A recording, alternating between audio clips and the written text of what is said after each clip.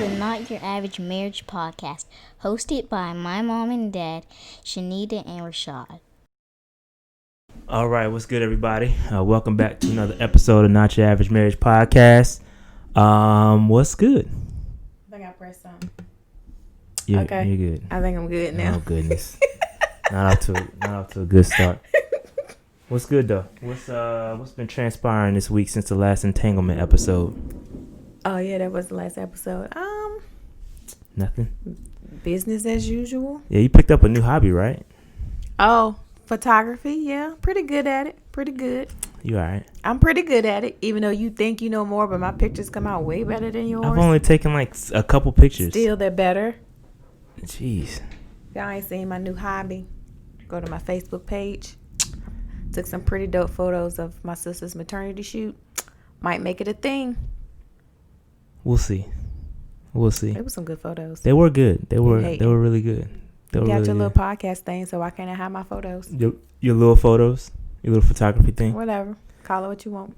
Anyway, well, should we talk about? Well, before we get into that, what are your thoughts before we get into any kind of topics? What are your thoughts on schools? Because they announced that the schools are going back in somewhat weird fashion, and my thoughts on schools is at the end of the day, nobody makes a decision for my children but me. So whether they decide to have school, whether they decide to not have school, I'm gonna make the decision I think is best for our family and my children. If I feel like it's not safe for them to go, then I'm gonna do what I have to do to be able to, for them not to have to go. If I feel like they can go, then I'll do that as well. But I think a lot of people are just depending too much on what the schools say, what the governors say. But for me, I just have to reach deep down inside. What do I really feel is the safest plan for our family and our kids? And that's what I go with. And what are you going with? What I'm going with right now is, excuse me. So in the past, I have thought about like completely homeschooling, but I'm not ready for that. Let's just be honest. So I'm going to go with the remote option, but I'm going to put a homeschool twist on it because my girls did okay with the end of the school year remote thing, but it was a struggle. Like they like the in-person, someone explain it to them. So I'm going to have to go way into teaching mode. But granted, it's probably a lot easier for me because I do, on a preschool, I used to work in the school. It's probably a lot easier for me than most people. So I get that. But, I don't think with the whole CMS thing with them going for 3 days in 3 different groups for the first 2 weeks, I just really don't see a point in going for 3 days. Then that's completely remote. So my girls won't be going for those 3 days. So we'll do homeschool / remote learning until we feel it's safe for them to go back to school, regardless of when CMS decide for them to go back. Yeah, because we went like back to, what is it? We can't call it back to school shopping. It was homeschool classroom shopping. Yeah. So we did that. I bought some stuff that I felt like would help me teach them better because like at the end of the last school year, both of us was just trying to wing it. Like we would look at these lesson plans they sent out, and I think the teachers was kind of trying to wing it too because nobody has ever done this. So we was looking at the lesson plans and we was trying to show them, but if this is what we're gonna do, then I'm gonna make sure my kids have what they need to have. And if that means me adjusting my schedule, because I have revamped basically everything in my business. I promoted people to new positions and hired new people and did different things so that I won't have to be there every day, so I can be there for my kids. And it's difficult for me to kind of, because my meetings are sporadic and all over the place, so it's difficult for me to teach and stop, and it's hard. So but the good thing, we're blessed that both of us have the opportunity to be able to be home. I was just going to say that we're blessed enough to be able to be at home and have the flexibility kind of to do this. But, my thoughts are with the people that don't have that opportunity and, right. And there's a lot of kids that's going to do without. Like, again, from my social work background, there's a lot of kids that haven't been eating properly. I'm sure there's a lot of kids that's been getting abused, neglected. And I just worry about those kids. It's really been like on my heart lately, like what can I do? Is it something I can do. I mean, I know a lot of kids that are in my daycare because we're going to serve school age students as well. You know, a lot of parents was asking me about that. And a lot of the families I work with are low income families that really need this. I just feel like, I don't know. I just been thinking about, is there something else I can do? But yeah, it's tough. It's tough. And even to that extent, you know, I also volunteer with the Men in Blythe, which is, you know, a dad's organization at the elementary school. And we kind of got to revamp how we're going to interact, because we mentor some of the kids, some of the young men at that school. And we got to figure out what we're going to do. Because we have, you know, we would bring in a police chief, bring in the fire department, and do kind of financial education things. And we won't be able to do any of that the traditional way anyway. Right. So we got to figure out how we're going to do that. So yeah, it's crazy. It's crazy. I feel like a lot of people that are making these decisions right now are just winging it. And just, you know, I don't know. So it's difficult, but I don't, you know, we'll be okay. We'll figure it out. But it's just interesting. Yeah. Interesting. Dude, you gotta take it a day at a time. Yeah, you gotta roll with the punches, man. Yeah. That's my motto. Roll with the punches. All right. So, do we have anything else? Do you want to talk about the RV trip that we're getting ready to go on? Oh yeah, coming up tomorrow for us. I don't know when it'll be. Probably today. We'll be on the trip when y'all watch this. Probably. Yeah, we'll be driving somewhere by the time you get ready to see this. Yeah. So tomorrow we are going to go on our first ever RV trip. So all of our trips this year got canceled. And if any of y'all know us, y'all know we travel a lot. We love traveling. So it was a little bit devastating, especially for our girls. We done got them addicted to traveling. So we try to figure out a trip that we can still go on that was socially distanced but have fun. And so I know I've always wanted to go on an RV trip. So, and you know, the girls like the idea. So I was like, why not? You know, socially distanced. We're going to go to a couple state parks, campgrounds, you know, campfire, make some s'mores, hang out in RV, some family time, do some hiking. Some fishing. Some fishing. We'll see how that goes with me. Yeah, we're going to have some fun. It's going to be interesting, be different. Again, we had a lot of trips planned for this year. We were supposed to go to Cuba. We were supposed to go to Fiji. Mm-hmm. So we had some good trips planned. Yeah. So, you know, again, just going with the same theme of rolling with the punches. You know, we playing the cards that we're dealt. We're not just gonna sit at home. We still gonna figure something else out and hit the road.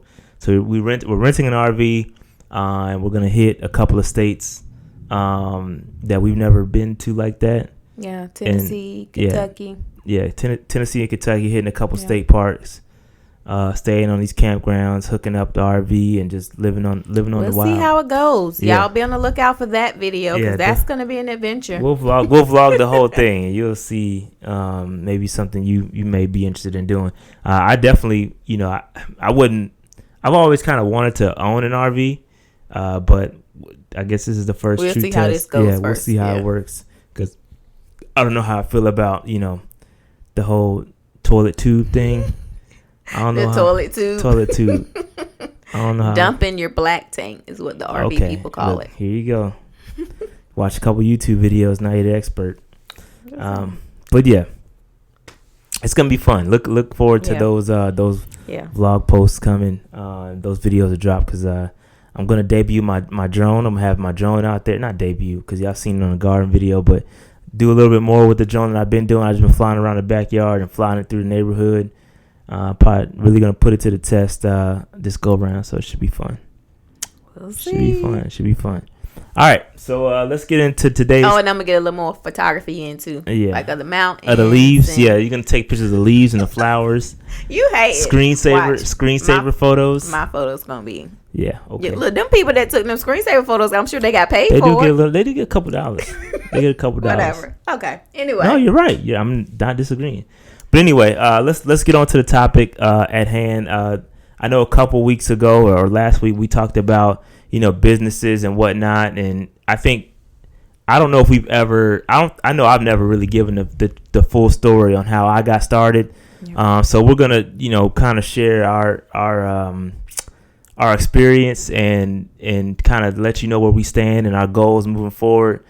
Because for me, like I'm an introvert, so it's really difficult for me to like talk about what I've been working on. And both of us are. We just talk about it to each other. Yeah. So like I've been a part of this mentorship program, and it's really about opening up, because at the end of the day, you can't do this business by yourself, and so you need to open up, let people know what you're doing, and you never know what kind of doors may open. So I'm just going to talk about first. I guess I'll start, and I'm going to talk about real estate and how I got started in real estate. So I mean, I think if you talk to a lot of real estate investors, they'll talk about this book, Rich Dad Poor Dad. So that's really the first book that I after college. It's probably the first book I picked up and read front to back, cover to cover. Oh, you finished that book? I finished that book. Yeah, I finished it quick. I didn't know you actually finished it. Yeah, no, it was a great book, and it kind of set the groundwork for like my mindset and how I think. And it's I'm not gonna like break down the book for you. Pick it up and read it if you're interested in investing and kind of switching your mindset. But that book pretty much got me on the path to real estate, right? So after I read that book, I started doing some research, and I came across this guy. His name was Doug Carver, and he was. Hold on, I'm sorry. Can I pause you? Can we give timelines? Like, when did you read that book? So that book was, I want to say it was 2011. Okay. And sometime in 2011, 2010 maybe, 2010, 2011. But I found, when I stumbled upon this guy, Doug Carver, I don't know how I found him. He was promoting turnkey rental properties. And the way the program worked was that you pay for a $4,000 flat fee, and you would get a rental property that was rented out. Had a mortgage, like not attached to it, but the mortgage groundwork was set. So all you have to do is just fill out the application. Everything was done. All the lending was found. The tenants were found. All you had to do was it was turnkey, ready to go. So that's how I got my first rental property. I paid $4,000, and this was in 2011. $4,000. I got my first rental property. Things worked out great. As a matter of fact, I still own that property to this day. I still own I've never sold any of my property. Yeah. So every property I'm going to talk about, I still own.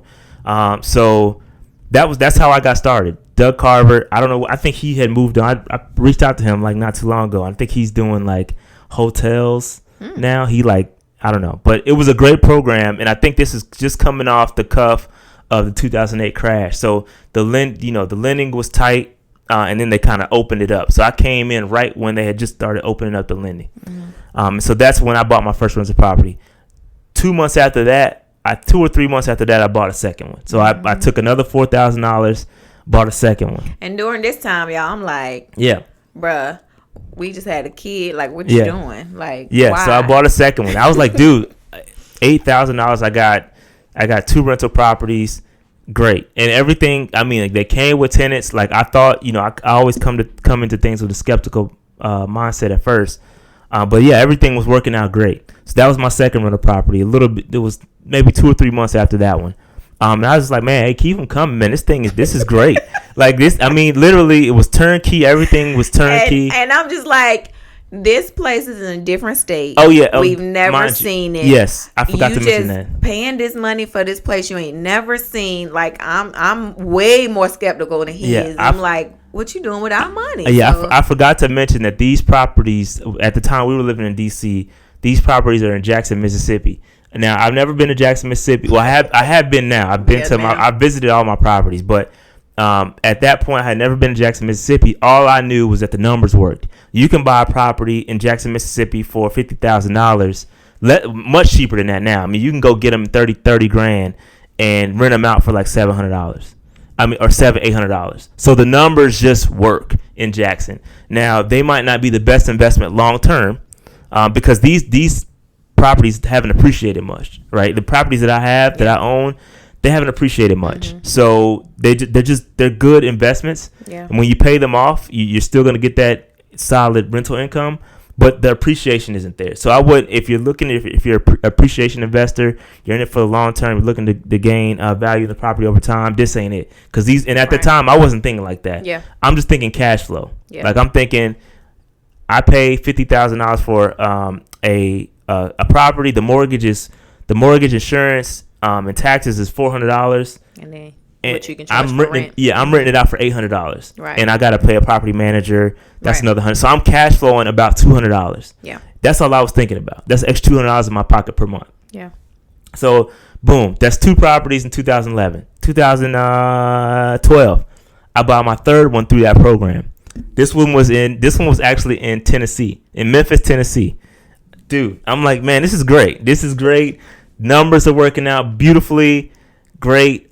This one in Memphis. Now, this is same. It was a 3-bedroom, 1 bath. I paid a little bit more. This one I paid $4,000, but the property was worth about $80,000. Now, this property, like, I didn't realize it at the time, but this property has appreciated over time. Now, I have some serious equity in this property, so I'm grateful that happened.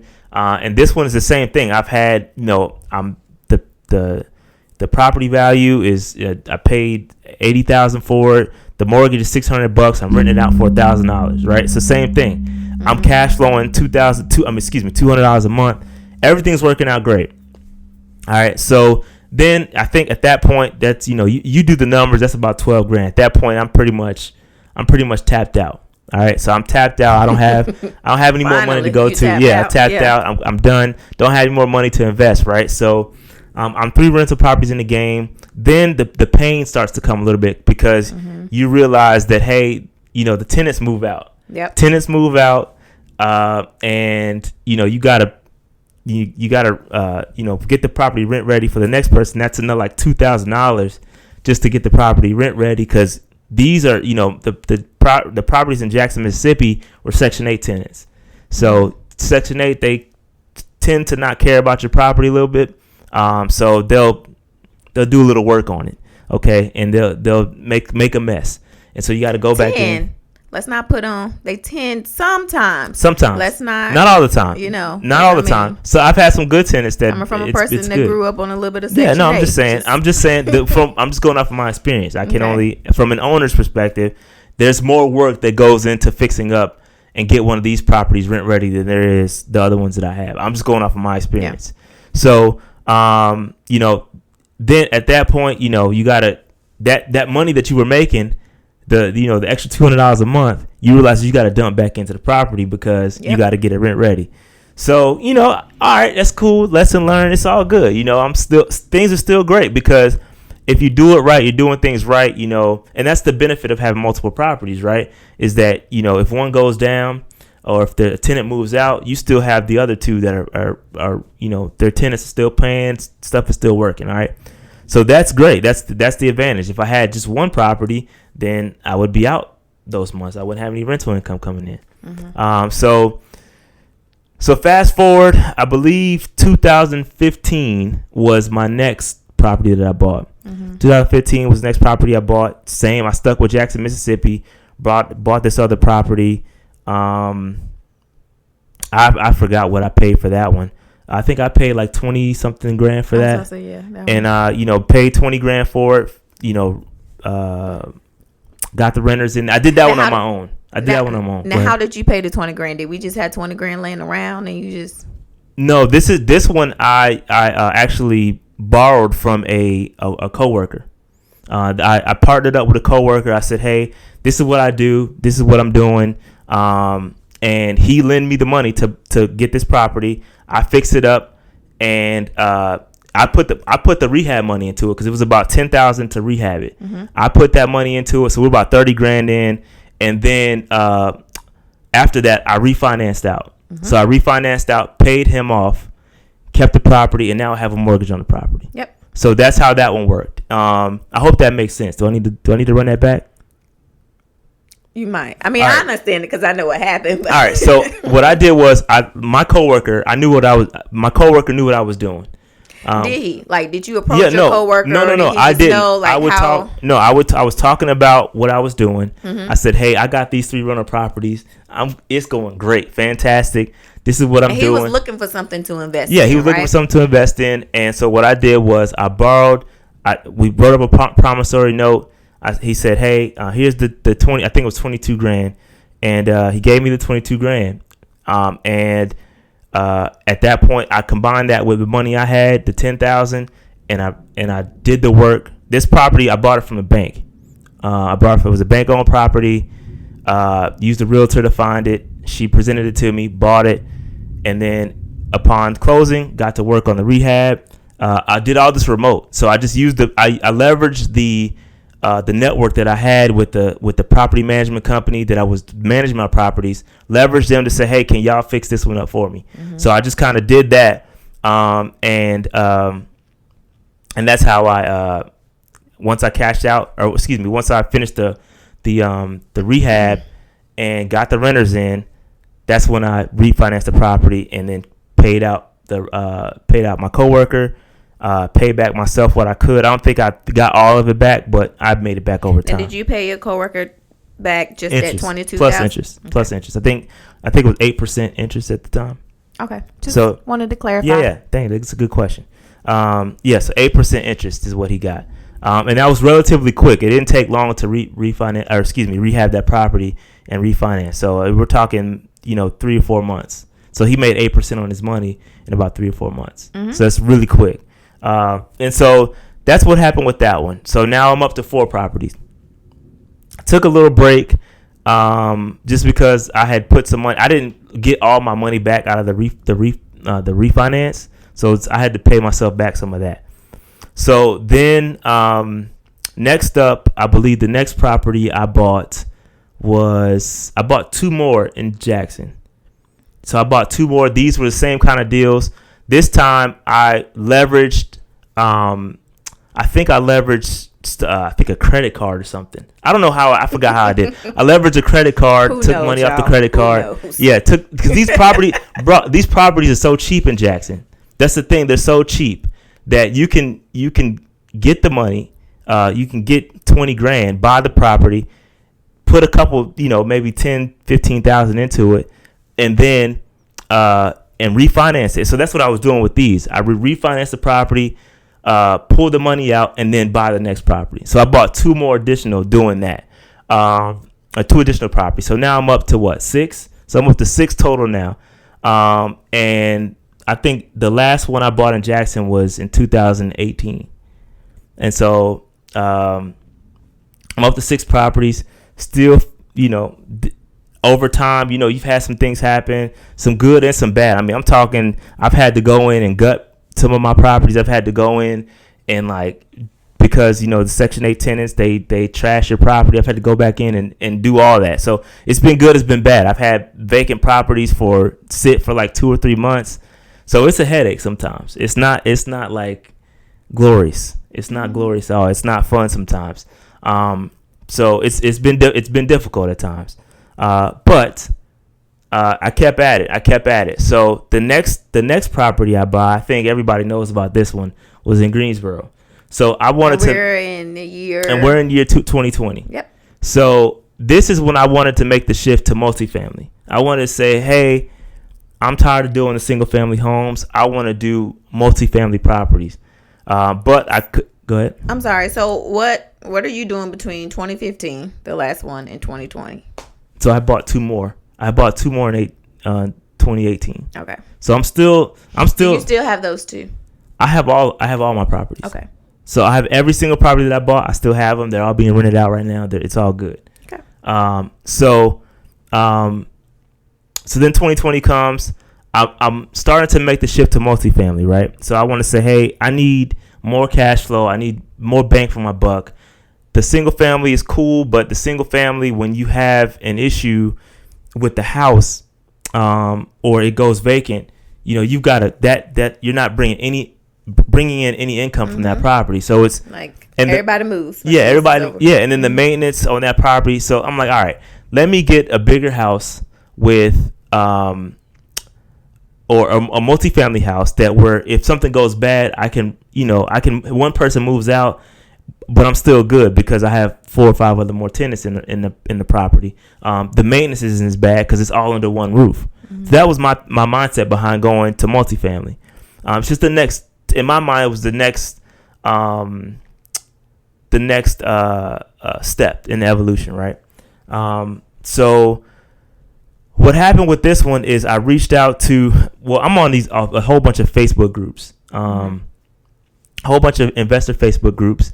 And I had a guy reach out to me. I put in the message that, hey, I'm looking for multifamily properties near A&T, which is where I went to college, North Carolina A&T in Greensboro. I said I want to get something near that because A&T's buying up land. My goal is that one day A&T comes knocking at my door to come buy my house and cut me a big check. That's what I'm thinking in my mind. So let me get something near A&T. I've always wanted something near A&T, and I just thought it would be dope to have a rental property near A&T. So with this one, I put somewhere that, hey, I'm buying properties near A&T. If you have something, reach out to me. And so I had a guy hit my. Where did you put that at? It was in the North Carolina real estate investors or something. Facebook group, yeah. And so a guy messaged me from that post and was like, I got something near A&T. I'm pretty much in the middle of rehabbing it, and I got to get rid of it pretty much. Mm-hmm. And so I'm like, all right, I don't know how I'm gonna buy this. I have no clue what I'm gonna do. And I ran the numbers, and I'm like, this is amazing. Like this, if I.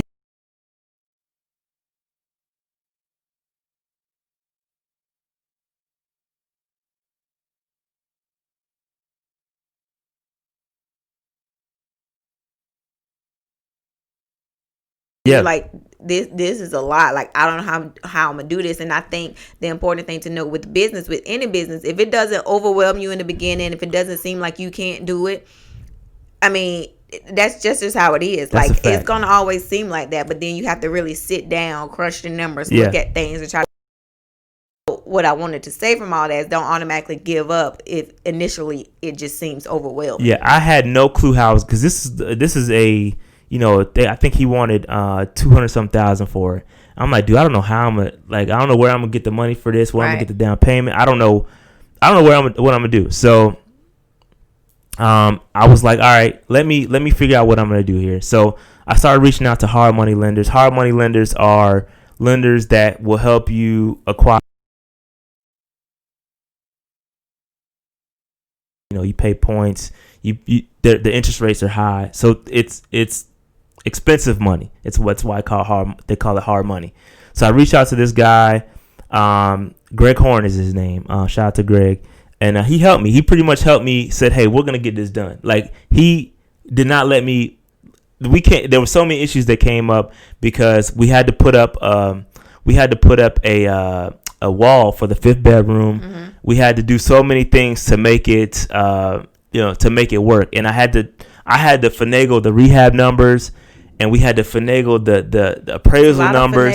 It was a lot for us to figure this out, right? So he helped me. He helped me out a lot, and we ended up closing the deal. So and shout out to not only shout out to Greg, shout out to my lender at American National Bank and Trust.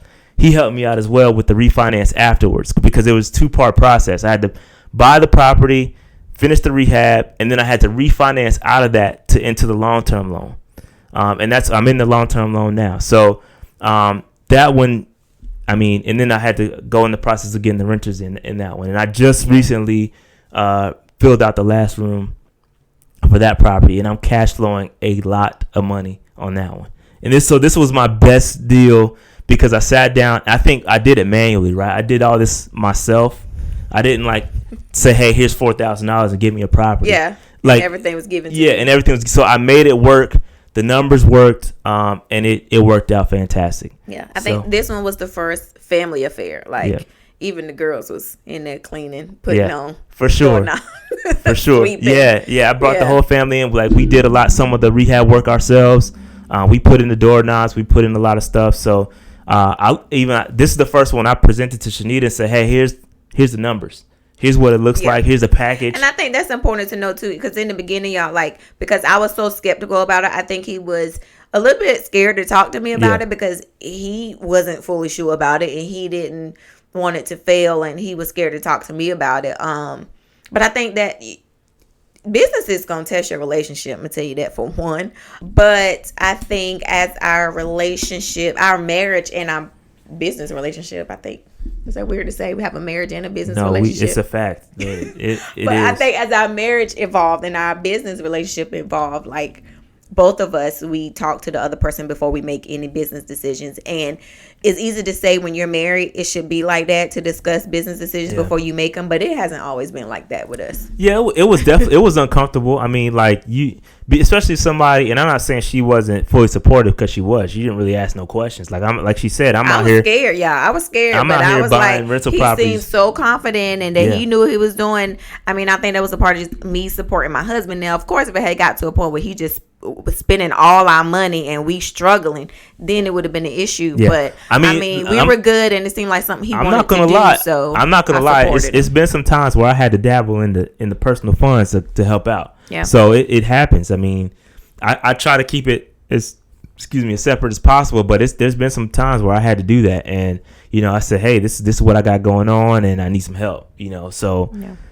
But it's been great. But I do want to rewind. I do want to, because I forgot another pivotal moment in my real estate career is when I started wholesaling. Because when you talk about wholesaling, that's a hustle, right? And I'd be remiss if I didn't shout out to my boy Robbie, Robert Whitehead. He's a realtor in Greensboro. We went to high school together, and he helped me out a lot. Like when it comes to like he's really good with like motivational stuff. Like even on Facebook right now, if you go friend him up, he's always talking about what are you doing to better yourself? What are you doing? And it's those little things that tap into your brain that challenge you to get better. So shout out to him for that, because again, he helped me out. We closed. I never forget the first deal, the first wholesale deal I did was this old lady. I forgot her name, man. I want to say it was Miss June. Oh, it was an older lady, and she was selling her house over near Noda in Charlotte. And I went to this lady's house so many times to close this deal. I never thought it was going to happen. But shout out to Robbie and TJ. Can we real quick say what wholesaling is? Okay, so wholesaling it's like being a realtor without a license, essentially. So you wholesaling is when you get a property under contract, you send out some mail, some direct mail, or somebody's getting ready to sell a property. They don't want to go through a realtor due to the cost. So is it like those signs that people see that say, I buy houses? The We Buy Houses. Yes, that's them. Okay. That's wholesaling. Put it out there. Yes, that's the We Buy Houses people are wholesalers. They essentially want to get the property as cheap as possible, and they want to then assign that contract to a investor. And so it's essentially being a realtor without a license. Yeah. And it's all legal. Like there's no funny business. It's legal. It's just, some people don't have the equity in their property to pay a realtor, and they want to keep their money. Yeah. And so that's the advantages of going through a wholesaler. Is sometimes you get to keep that 3 to 6% of what you're paying to a realtor. And so so the first Miss June, I want to say that was her name. We got that property under contract for I think $80,000, and we sold it for $110,000. So we split. We ended up splitting. It was 3 ways. We had to split. It was me, TJ, and Robbie. We all split that. But that was my first deal. Then we ended up doing another wholesale. I think I did two wholesale deals total. So yeah, I mean. So why'd you stop doing wholesaling? Wholesaling is a hustle.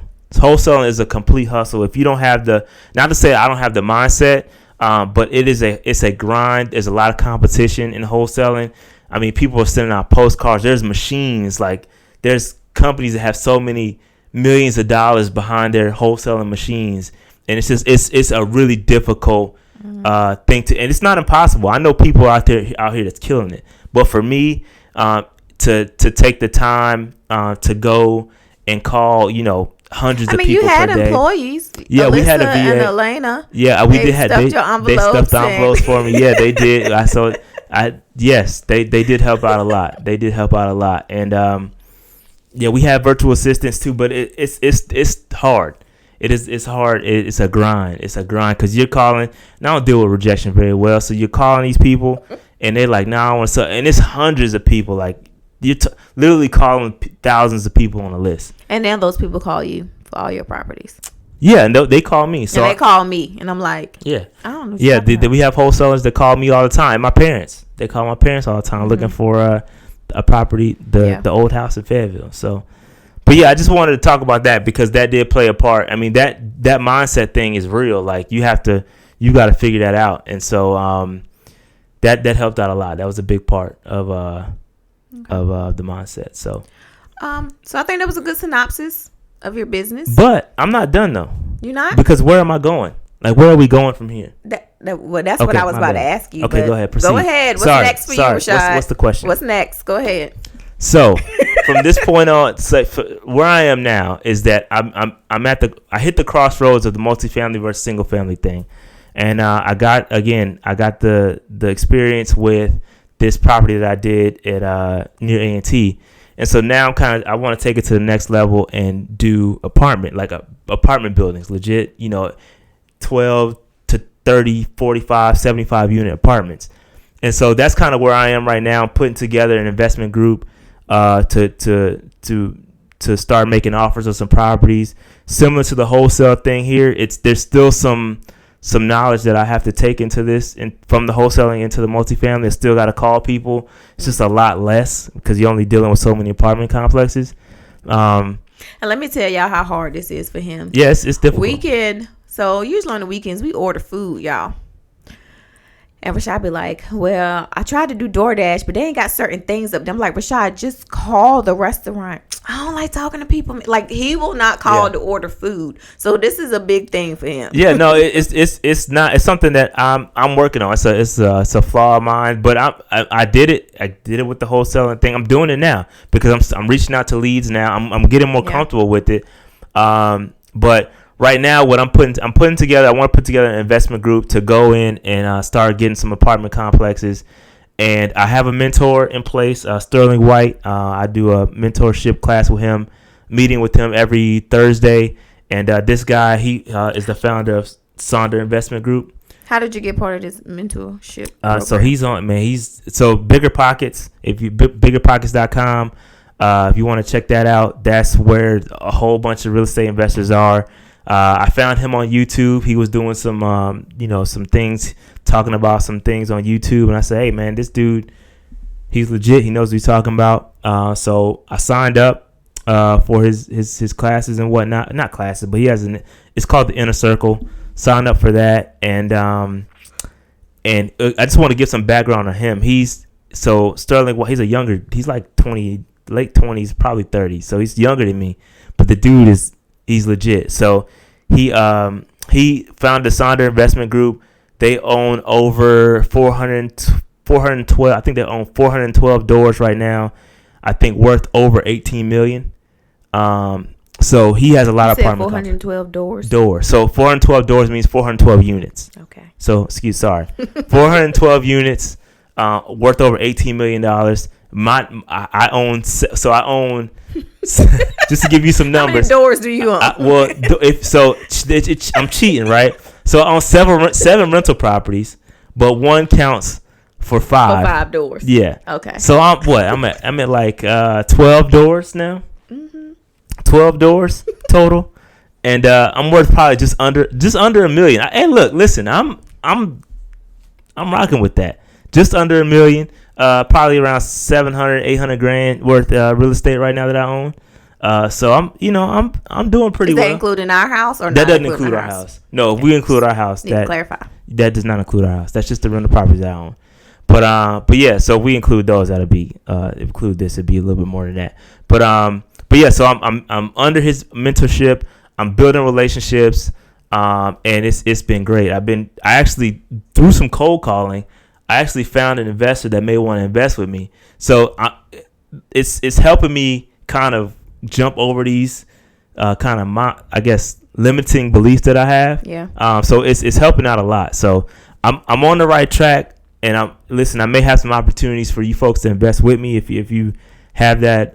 If you have a little bit extra money you want to park somewhere, look forward to the investment opportunity because I'm doing good things and it's getting better. It's getting better. Yeah. It's definitely a learning experience. I know a lot of people like, oh yeah, I want to invest. I want to get into this, but it's not an overnight thing.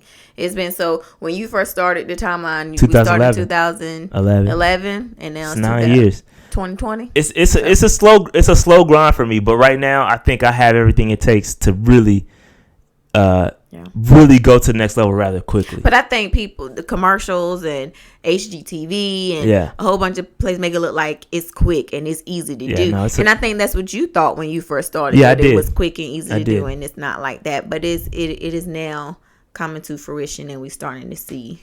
Yeah, and I had a goal when I did our vision boards or whatever for this year. I had a goal to close on an apartment building with at least 8 units. So I think I'm well on the way of building the foundation for that, and I'm gonna do it. I think I'm gonna do it. I know I'm gonna do it within this year. It's just a matter of when. So I think that's pretty much it for me, man. It's been a slow grind, but I'm about to take off here, and I'm trying to retire from my job within the next couple of years. So that's my and I think what's important to have is goals, right? You have to have goals set. Get comfortable if you don't. Yeah, and I think my goal right now and what my why is that I want to build generational wealth for my kids, pass something on to them, to say, hey, this is what we own, this is what we're doing, and give them options moving forward. They can, so that they're able to freely do what they want to do. They can run the family business, or they can go do Broadway or whatever. They have the complete option to do what they want, and that's kind of what they have the freedom, to do whatever they want to, and not have to worry about money. Right now, we are those parents. Our girls are already said they don't think college is for them, but you never know, they might change. But just let y'all know, we are those parents where we're not gonna be like, oh no, you got to go to college. Yeah. So, just so our why, and this I can speak for both of us, is that we want to build generational wealth, and so generational wealth just gives us freedom to do what we want to do, freedom to pick up and go and just go on RV trips and do what we want to do. Right now, I'm still tied to my job. Right, I've got one foot in the door. Shanita, walked away from the corporate world, a couple years ago, and now I still have to remain just to make sure everything is good, just kind of segue in. But now it's my turn to kind of take it to the next level. She took it to the next level, and now it's my turn. So, and I think that's going to happen within the next couple. I know it's going to happen in the next couple of years. But I think it's important to note too, like we were like taking turns off and on, because in the beginning with the investing and stuff as well, a lot of our money was kind of going into that, and because we didn't talk about how like you got a whole bunch of credit cards and stuff at one time too. Yeah. And so like I was a co-signer for a lot of them. So it was one point in time where my credit score and stuff wasn't where it needed to be for me able to get the funding I need. So it's kind of like you got to take time when you're in a relationship. So I took time. I waited, for him to do. He was grinding. He was doing or whatever. And then he got to a point where he was kind of comfortable. He paused. And then that's when I was able to get mine started. And then I think now we're at a point where, okay, I'm good, I'm comfortable, and he started back up, and now, like he said, it's his time. So it's kind of back. We got to have that balance. Yeah. So that's my story, and I'm sticking to it. Literally. But that was long. It was long. I mean, I guess we got to have a part 2 for mine. Yeah, we do have part 2. Shout out to part 2, because it's coming. I went through it very quick, and there's some numbers I know I threw out there, some terms I threw out there. So if you need any clarification, just hit me up. You know where to find me. It's a lot of details. Y'all got questions, just let us know. It's a lot. It's a lot. I know I went through it rather quick. And if you ever want to jump into real estate, and it's never a bad time for real estate. Even in these crazy times, and I hope, let me knock on some, is this wood? I don't know if it's wood or not. But, there's never a bad time to invest in real estate. Even right now, I've had my best months as far as rent collection during this COVID stuff. Like, it's been great for me. I know it's not been good for a lot of people, unemployment, whatever. I know, but for me, it's been great. And from a landlord standpoint, and just even moving forward from an appreciation standpoint, the trajectory is always up. You may have some blips in the road. You have the 2008 mortgage crisis and all that stuff, but the trajectory is always up. And so I think that real estate, there's never a bad time, especially if you want to park your money behind an asset. You got the stock market. You want to park your money behind a strong asset, multifamily apartments.